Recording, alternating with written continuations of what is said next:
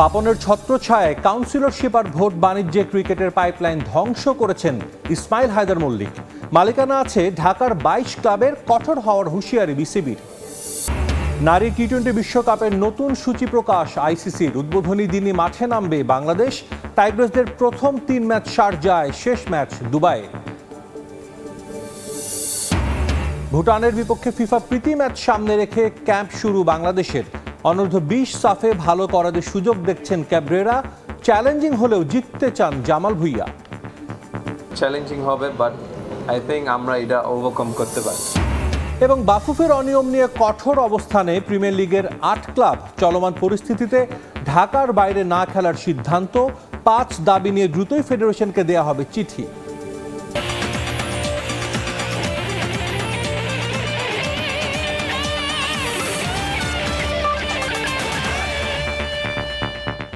বিশ্বের নানা প্রান্তের খেলাধুলার খবর নিয়ে আমাদের নিয়মিত আয়োজন খেলার সময়, আর এই আয়োজন আপনাদের সঙ্গে আছে আমি সাজিদ মুস্তাহিদ।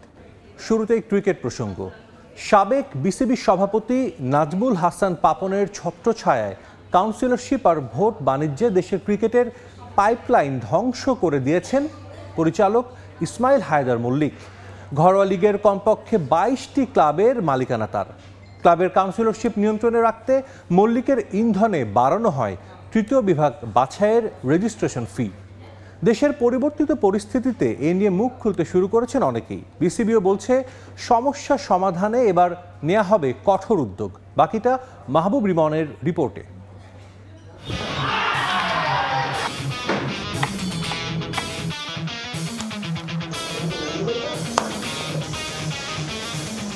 $১০,০০০ থেকে মোটে কয়েক বছরের ব্যবধানে টাকার অঙ্ক বেড়ে গিয়ে দাঁড়িয়েছে ৫ লাখ। তৃতীয় বিভাগ ক্রিকেট লিগের বাছাইয়ের পার্টিসিপেশন মানি কেন বাড়ল, এর নেপথ্যের অনুঘটক কারা, ক্লাব রাজনীতি আর ভোটের জন্য কারাই বা চালছেন কুটচাল, সেই গল্পই শোনাবো আজ। কদিন আগেও দেশের ক্রিকেটে তিনি ছিলেন এক্স ফ্যাক্টর। বিসিবিতে ইসমাইল হায়দার মল্লিকের কথাই শেষ কথা। গেল এক যুগে মল্লিক রাজের ফিরিস্তি বলে শেষ করা যাবে না। একটা দুটো নয়, একজনের হাতেই ঢাকার ২২টি ক্লাবের প্রত্যক্ষ মালিকানা। পরোক্ষভাবে সংখ্যাটা আরও বেশি। এই এক ব্যক্তি ধ্বংস করে দিয়েছেন ক্লাব ক্রিকেটের পাইপলাইন।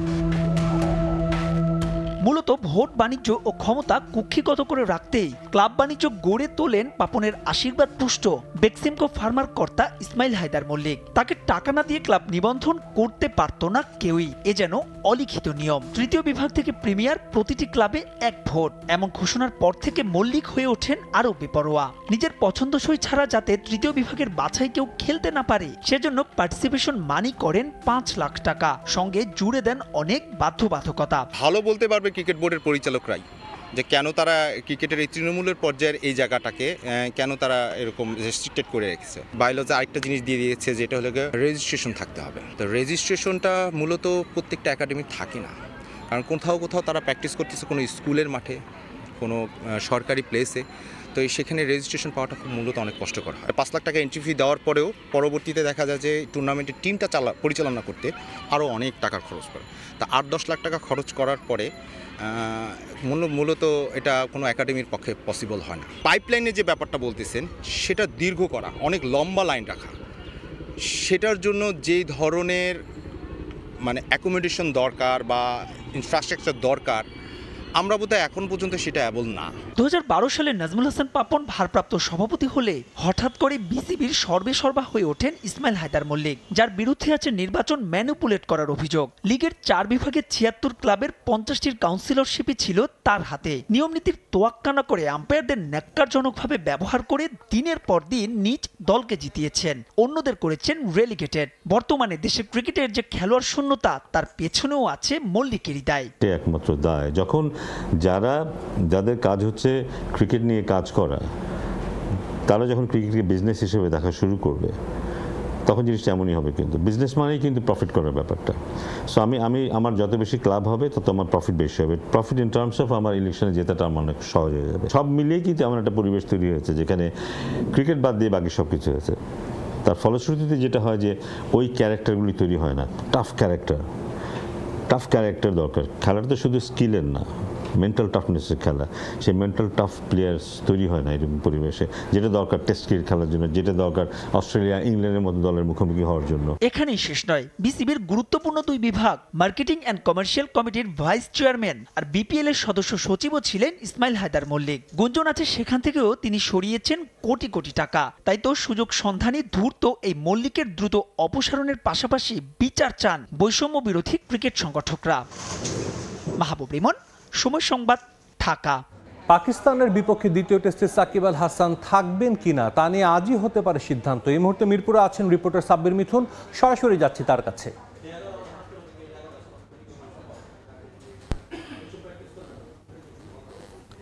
সাব্বির,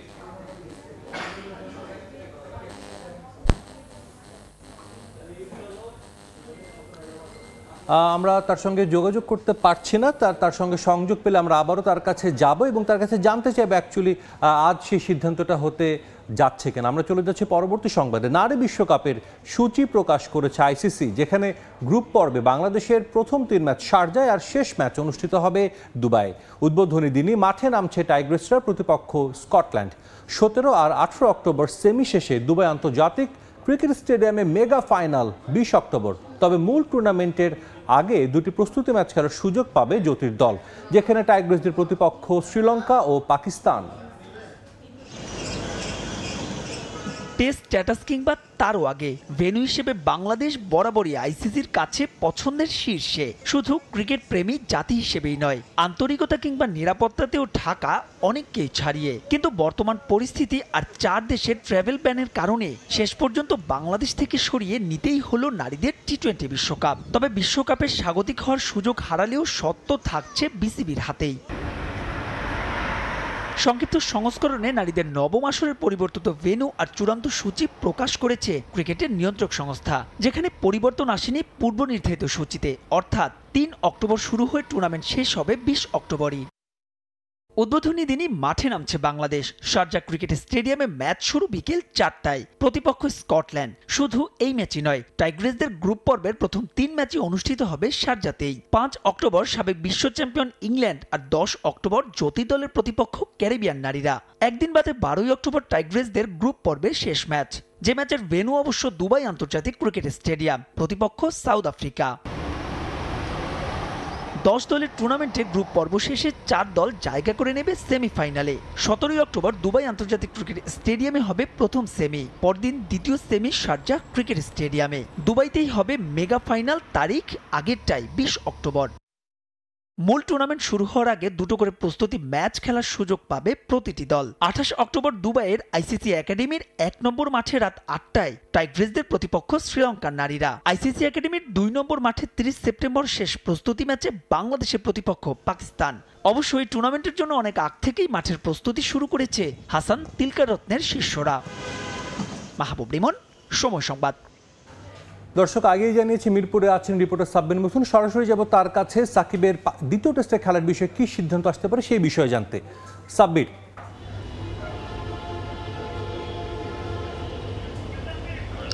দুঃখিত, কারিগরি ত্রুটির কারণে কিছুক্ষণ আগে সংযোগটি বিচ্ছিন্ন হয়ে গিয়েছিল। যেমনটা বলছিলাম, সাকিব আল হাসান ইস্যুতে বিসিবিতে আজও সভা বসতে যাচ্ছে, যেটা আসলে আনুষ্ঠানিক বোর্ড সভা বলা যায় না। তবে বিসিবি যারা পরিচালক রয়েছেন, অর্থাৎ নতুন যে সভাপতি ফারুক সহ আসলে বিসিবি পরিচালক যারা আছেন অন্যান্যরা, তারা সবাই আসলে বিসিবিতে বেলা 4টার দিকে হয়তো মিটিংয়ে বসতে যাচ্ছেন এবং সেখানে আসলে সাকিব আল হাসান প্রসঙ্গটাই সবথেকে বেশি গুরুত্ব পাবে।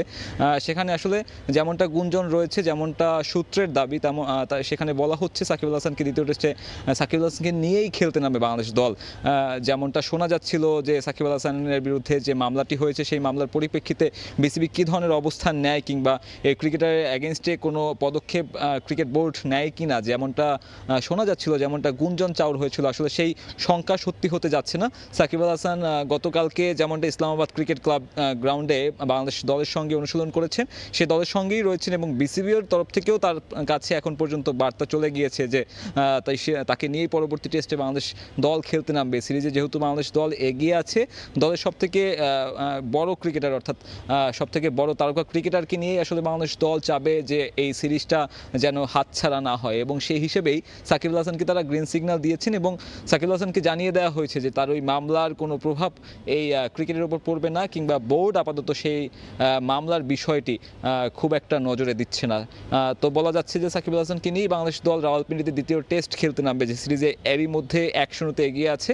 এবং সেই সিরিজের পাশাপাশি যদি আমি বাংলাদেশ ক্রিকেটের কথা বলি, হোম অফ ক্রিকেটের কথা বলি, আজকে সকাল থেকে এবাদত হোসেনকে আমরা দেখেছি যিনি কিনা সম্পূর্ণ ফিট হওয়ার জন্য চেষ্টা চালিয়ে যাচ্ছেন।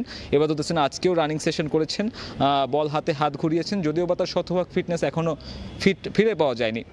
পাশাপাশি আমরা দেখেছি গামিনী ডি সিলভাকে, যিনি আসলে লম্বা সময় ছুটি কাটিয়ে বাংলাদেশে ফিরেছেন। আমার কাছে হোম অফ ক্রিকেট থেকে এখন পর্যন্ত এই ছিল সবশেষ। আমাদের সঙ্গে যুক্ত হয়েছিলেন মিরপুর থেকে রিপোর্টার সাব্বির মিঠুন। অস্ট্রেলিয়ার বিপক্ষে ওয়ানডে ও টি-20 সিরিজের জন্য 15 সদস্যের দল ঘোষণা করেছে ইংল্যান্ড। এই সিরিজ দিয়ে আন্তর্জাতিক ক্রিকেটে অভিষেকের অপেক্ষায় 5 ক্রিকেটার। ঘরের মাঠে অস্ট্রেলিয়ার সঙ্গে দ্বিপাক্ষিক সিরিজের জন্য তো তারুণ্য নির্ভর দল গড়েছে ইসিবি।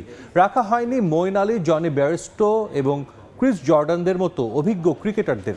তাদের পরিবর্তে টি-20 দলে প্রথমবারের মতো সুযোগ পেয়েছেন Jordan Cox, Dan Mosley, Josh Hull, John Turner ও জেকব বেইথেল। এদের মধ্যে জশ হাল ও জন টার্নারকে রাখা হয়েছে ওয়ানডে দলেও। এছাড়া দীর্ঘদিন পায়ের ইনজুরিতে ভোগা অধিনায়ক জস বাটলারও মাঠে ফিরবেন এই সিরিজ দিয়ে। ইনজুরি থেকে সেরে ওঠা আর্চারও আছেন স্কোয়াডে। আগামী 11 সেপ্টেম্বর 3 ম্যাচের টি-20 সিরিজের প্রথমটিতে অজিদের মুখোমুখি হবে 3 লায়ন্স। ভুটানের বিপক্ষে 2টি প্রীতি ম্যাচ সামনে রেখে ক্যাম্প শুরু করেছে বাংলাদেশ জাতীয় ফুটবল দল। প্রাথমিকভাবে 14 ফুটবলারকে নিয়ে ক্যাম্প শুরু করলে অনূর্ধ্ব 20 দল থেকে ভালো করা ফুটবলারদের স্কোয়াডে রাখার আভাস দিলেন কোচ হ্যাভিয়ার কাবরেরা। ভুটানের বিপক্ষে খেলাটা চ্যালেঞ্জিং হলেও দলের বোঝাপড়া ও ভালো অনুশীলনে জয়ের প্রত্যয় অধিনায়ক জামাল ভুঁইয়ার। দেশ ছাড়ার আগে 3 দিন অনুশীলন করবে দল। লম্বা একটা বিরতি দিয়ে আবারও জাতীয় দলের জার্সি গায়ে ব্যস্ততা শুরু ফুটবলারদের। এবারের মিশনটা সেপ্টেম্বর উইন্ডোতে ভুটানের বিপক্ষে 2টি প্রীতি ম্যাচ। তবে হোম ম্যাচ খেলার কথা থাকলেও দেশের রাজনৈতিক অস্থিতিশীলতায় আর ঘরের মাটিতে খেলা হচ্ছে না বাংলাদেশ দলের। গন্তব্য ভুটান, সেখানেই 2 ম্যাচ খেলবে জামাল ভুঁইয়ারা। ভুটানের বিপক্ষে 2 প্রীতি ম্যাচের জন্য 14 ফুটবলার নিয়ে ইতিমধ্যেই ক্যাম্প শুরু করেছেন স্প্যানিশ কোচ কাবরেরা। ঢাকার 5 তারকা এক হোটেলে রিপোর্টিং সেরেছেন ফুটবলাররা। এদিন সবার আগে হোটেলে আসেন রহমত মিয়া, এরপর এক এক করে রিপোর্টিং করেন পাপ্পু, সুজন, জামাল ভুঁইয়া সহ বাকিরা। ভুটানে যাওয়ার আগে ঢাকায় 3 দিন অনুশীলনের সুযোগ পাবে দল। এবারের অ্যাসাইনমেন্টে বেশ কড়া নজরদারি কোচ হাভিয়ার কাবরেরার। আগে থেকে নিয়ম বেঁধে ফুটবলারদের অনুশীলনের তালিকা দিয়েছেন কোচ। ব্যক্তিগত উদ্যোগে অনুশীলনও সেরাচ্ছে ফুটবলাররা। ভুটানের বিপক্ষে ম্যাচের আগে কোনো প্রস্তুতি ম্যাচ খেলার পরিকল্পনা না থাকলেও সেখানকার পরিস্থিতিতে মানিয়ে নিতে প্র্যাকটিসই ভরসা। এছাড়াও অনূর্ধ্ব 20 দলে ভালো করা ফুটবলারদের এই ম্যাচের স্কোয়াডে রাখার আভাস দিলেন কোচ। প্রথমে আমাকে বুঝতে হবে ফুটবলারদের কি অবস্থা। প্লেয়াররা এতদিন নিজেদের মতো অনুশীলন করেছে। ভুটান যাওয়ার আগে আমরা 3 দিন মনোযোগী হয়েই অনুশীলন করব। দীর্ঘদিন বিরতি থাকায় ভুটানের বিপক্ষে খেলাটা চ্যালেঞ্জিং হবে, তবে আমরা সেটাকে উতরে যেতে সর্বোচ্চ চেষ্টা করব। অনূর্ধ্ব 20 দলে ভালো খেলা ফুটবলারদের ওপর আমরা নজর রেখেছি। দেখা যাক ওদের টুর্নামেন্ট শেষে সেটা নিয়ে ভাববো। কোনো প্রস্তুতি ম্যাচ খেলার পরিকল্পনা নেই, তবে আমরা সেখানকার পরিস্থিতির সঙ্গে মানিয়ে নিতে অনুশীলনে সময় পাবো। যেহেতু মাত্র 14 জন প্রাথমিক স্কোয়াডটা আসছে, এদের সবাই আসছে, তো ওভারঅল ওদের যে কন্ডিশনটা আমি ফিল করতেছি বাইরে থেকে, আমার কাছে অত খারাপ মনে হয় নাই। তো মনে হয় যে খারাপ হবে না, তার মধ্যে ট্রেনিং করাবে। লম্বা বিরতির পর ছন্দ ফিরে পেতে কিছুটা সময় লাগবে, তবে দলের সবার সঙ্গে ভালো বোঝাপড়া থাকায় খুব একটা ভাবছেন না অধিনায়ক জামাল ভুঁইয়া। ভুটানের বিপক্ষে তাদের মাটিতে খেলাটা কিছুটা চ্যালেঞ্জিং হলেও জয়ের ব্যাপারে দৃঢ় প্রত্যয়ী ক্যাপ্টেন। বিগিনিং একটু মেবি সাম প্রবলেমস, বাট আমি মনে করি সবাই একসাথে অনেক লম্বা সময় কাটছে, সো নো প্রবলেম। চ্যালেঞ্জ হবে মানে অ্যালটিটিউড, কারণ ওইখানে অনেক মাউন্টেন্স আছে, আর্টিফিশিয়াল গ্রাউন্ড মনে হয়, সো এটা একটু চ্যালেঞ্জিং হবে, বাট আই থিঙ্ক আমরা এটা ওভারকাম করতে পারি। আমরা যদি হোম ম্যাচটা খেলতে পারতাম বাংলাদেশে, তাহলে আমার মনে হয় যে ভুটানের সাথে আমাদের আরও ইজি হতো ম্যাচগুলা। আগামী 30 আগস্ট ভুটানের উদ্দেশ্যে দেশ ছাড়বে কাবরেরার শিষ্যরা। 5 ও 8 সেপ্টেম্বর দুটি প্রীতি ম্যাচ খেলবে লাল সবুজের প্রতিনিধিরা। তাজিন খন্দকার, সময় সংবাদ, ঢাকা। প্রিমিয়ার লিগে নানা অনিয়ম নিয়ে এবার সরব অবস্থানে ক্লাবগুলো। লিগ মাঠে গড়ানোর আগেই নিজেদের দাবি নিয়ে জরুরি এক বৈঠক করেন ক্লাব কর্তারা, যেখানে ঢাকার বাইরে না খেলা, প্রাইজ মানি, পার্টিসিপেশন মানি, নির্ধারিত সময় দেয়া সহ 5টি দাবি বাফুফেকে চিঠি দেওয়ার সিদ্ধান্ত নিয়েছে অংশগ্রহণকারী দলগুলো। এ বৈঠকে 8 ক্লাবের কর্তারা উপস্থিত থাকলেও ছিল না বসুন্ধরা কিংস ও চট্টগ্রাম আবাহনীর কোনো ক্লাব কর্মকর্তা।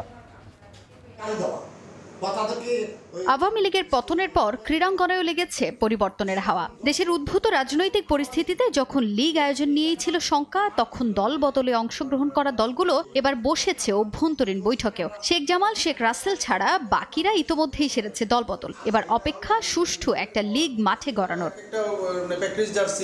লীগের বিভিন্ন নিয়ম পরিবর্তনে এবার সরব অবস্থানে প্রিমিয়ার লিগে অংশগ্রহণকারী দলগুলো। সোমবার মোহামেডানে বৈঠকে বসেন 8 ক্লাবের কর্মকর্তারা, যেখানে উঠে আসে 5 দফা দাবি। নির্ধারিত সময়ে প্রাইজ মানি ও পার্টিসিপেশন মানি প্রদান, ঢাকা বা আশপাশের জেলায় ভেন্যু নির্ধারণ, 2 জন বিদেশি ফুটবলার খেলানো, লিগ কমিটির মিটিংয়ে ক্লাব প্রতিনিধিদের অংশগ্রহণ, ভেন্যু ব্যবস্থাপনার দায়িত্ব ফেডারেশনের নেয়ার দাবি করেছে ক্লাবগুলো। আবাহনী, মোহামেডান, ফর্টিস ব্রাদার্স, ফকিরের পুল, ওয়ান্ডারার্স সহ 8 ক্লাব কর্তারা সেখানে উপস্থিত থাকলেও ছিল না বসুন্ধরা কিংস ও চট্টগ্রাম আবাহনীর প্রতিনিধিরা। তবে সর্বসম্মতিক্রমে এসব সিদ্ধান্ত নেওয়া হয়েছে বলে জানান ক্লাব কর্মকর্তারা।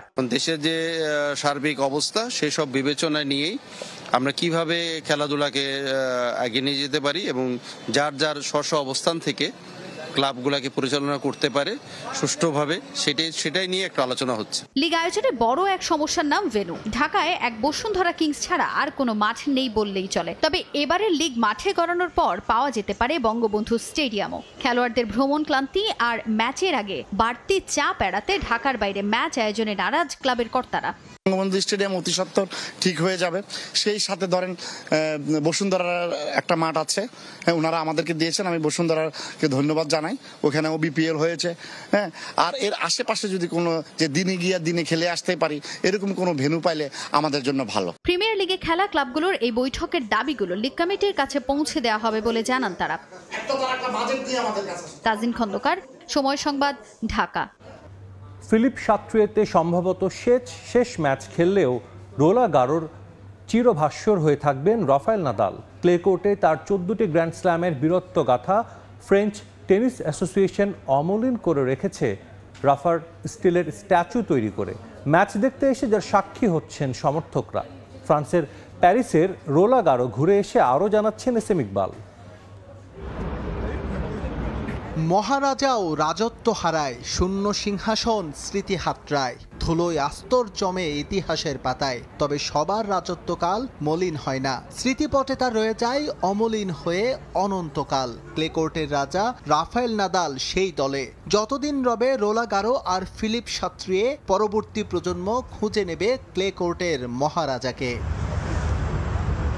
গ্র্যান্ড স্ল্যাম দুনিয়ায় ফ্রেঞ্চ ওপেনের যে পরিচিতি তা রাফায়েল নাদাল কল্যাণেই। সেই কৃতজ্ঞতা ভুলে কি করে ফরাসিরা। আর তাই রোলা গারোর প্রবেশ মুখেই চোখ হালকা বায়ে ফেরালে চোখে পড়বে ক্লে কোর্টের রাজার ইস্পাত মূর্তি, যার অবয়বে শোভা পাচ্ছে প্রতিপক্ষের জন্য রাফার বিষাক্ত ফোরহ্যান্ড। রোলা গারোর আনাচে কানাচে ছড়িয়ে আছে বহু কিংবদন্তির প্রতিকৃতি, তবে চোখ আটকাবে স্প্যানিশ তারকার স্টিল স্ট্যাচুতেই। 17 বছরে তার 14টি গ্র্যান্ড স্লাম জয়ের প্রতিটি মুহূর্ত যেখানে এখনও সজীব। মাত্র 19 বছরেই মারিয়ানো পুয়ের্তা দিয়ে শুরু, Roger Federer, Dominic Thiem, Stan Wawrinka কিংবা নোভাক জকোভিচদের বিপক্ষে পাওয়া জয়গুলো যেন কিং রাফার এক একটি রূপকথা। ফিলিপ সাত্রিয়েতে ক্যাসপার রুডের বিপক্ষে তার সবশেষ গ্র্যান্ড স্ল্যামটা বড্ড এক পেশে। মাটির কোর্টে 36 বছরের বৃদ্ধ রাফার সামনে দাঁড়াতেই পারেননি নরওয়েজিয়ান তারকা, তবে তাকে থামিয়ে দিয়েছে প্যারিস অলিম্পিক। এই কোর্টে 3টি গ্র্যান্ড স্ল্যাম হারা নোভাক জকোভিচ শোধ নিয়েছেন বিষয়টা যেন মহারাজার রাজত্ব হারানোর মতোই।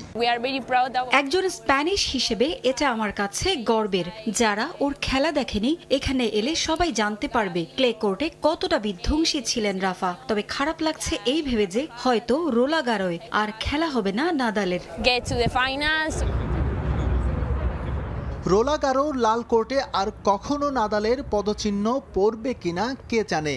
আগুনে সার্ভিস কিংবা বিষাক্ত ফোরহ্যান্ডে প্রতিপক্ষকে চূর্ণ করে আগ্রাসী উদযাপনের সাক্ষী হয়তো আর কেউই হবে না। ম্যাচ শেষে তার সাইন করা বল গ্যালারি থেকে লুফে নিতে ভক্তরাও হুমড়ি খেয়ে পড়বে না। প্যারিস অলিম্পিক নিজের অজান্তেই বোধহয় দাড়ি টেনেছে মহাতারকার বর্ণাঢ্য ক্যারিয়ারে। ফিলিপ সাক্রিয়েতে সম্ভবত প্রতিযোগিতামূলক শেষ ম্যাচটা খেলে ফেলেছেন রাফায়েল নাদাল। ক্লে কোর্টে তিনি কতটা বিধ্বংসী ছিলেন তা হয়তো পরবর্তী প্রজন্মের মাঠে বসে সরাসরি দেখার আর সৌভাগ্য হবে না। তবে রোলাং গারোতে তারা এলে ঠিকই খুঁজে পাবেন মহারাজার বীরত্বগাথা সেই ম্যাচগুলোর নিদর্শন।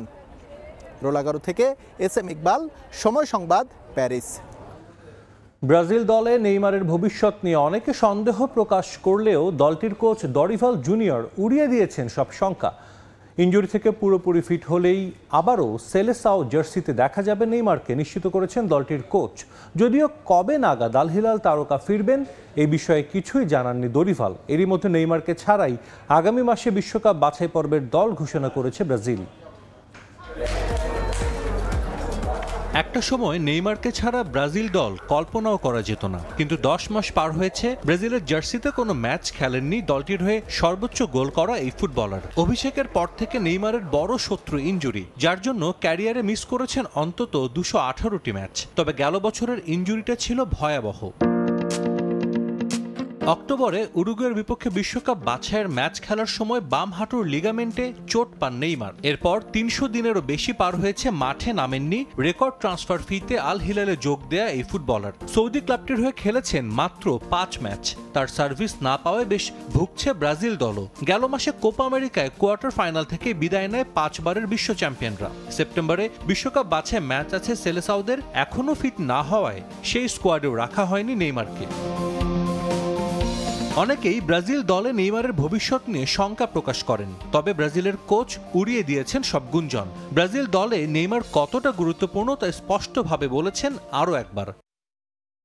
সে আমাদের জন্য খুব গুরুত্বপূর্ণ এক খেলোয়াড় যে অন্যদের চেয়ে আলাদা। সে একটা মেডিকেল প্রক্রিয়ার মধ্য দিয়ে যাচ্ছে যা আমাদের সম্মান জানাতে হবে। তবে আমি এতটুকু নিশ্চয়তা দিতে চাই, নেইমার ইনজুরি থেকে পুরোপুরি সেরে উঠলে তাকে আবারও দলে ডাকা হবে। সে এমন একজন ফুটবলার যার কোনো পরিচয় দেওয়ার প্রয়োজন হয় না। নেইমার কবে ফিরবে সেটা নির্দিষ্ট করে বলতে পারছি না, তবে তার জন্য আমরা অপেক্ষা করব।